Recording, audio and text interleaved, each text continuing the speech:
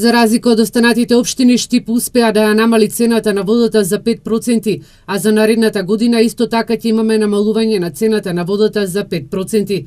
Докажавме дека Штипското комунално предпријатие ИСАР може да ги скрати непотребните трошоци, да биде сервис на граѓаните, истакна на денешниот отчет градоначалникот на општина Штип Благој Бочварски. Иако знаете дека цената на водата ја регулира регулаторна комисија, успеавме низ дебата со регулаторното тело да докажеме дека јавното предпријатие ИСАР може и мора да работи транспарентно и да работи отчетно, но и со намалени трошоци кои што ќе придонесат да можеме да ја намалиме цената на водата. Бочварски забележа дека во изминатите 100 дена откако има преземено градоначалничката функција, успел и да обезбеди 16 милиони денари за изградба на нова градинка во населбата Сењак. 45% од средствата ги обезбедува владата преку Бирото за рамномерен регионален развој.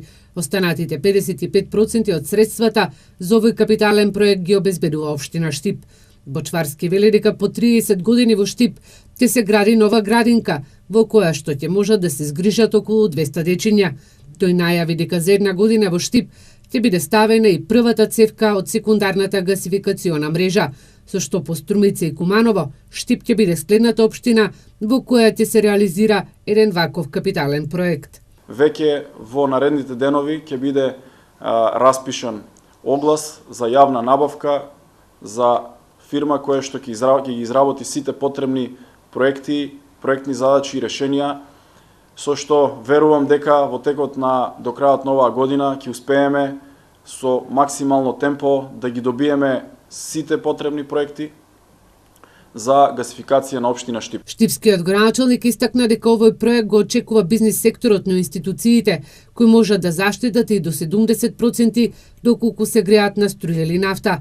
Новата локална власт излобира и да се добијат 10 милиони денари, со кои ќе се ревидира проектот за браната на река Отиња.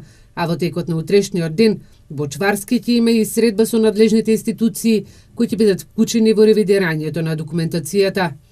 И веќе утре имам средба со професорите од Градежен факултет, со представници од Градежниот институт Македонија, со представници од Министерството за земјоделство, со представници на водостопанство, каде што ќе влеземе во фаза на реализација за изработка на сите проекти кои што ни се дополнително потребни.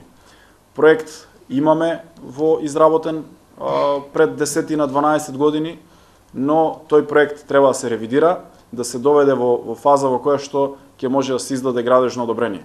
Штипскиот градоначалник Бочварски во својот денешен отчет забележа и дека реализирани се неколку инфраструктурни проекти, изградба на нови тротоарни површини, водоводни и канализациони мрежи, остварени се низа на средби со представници на министерствата, амбасадори, а во изминатите 100 дена има реализирано и над 700 поединечни средби со граѓаните.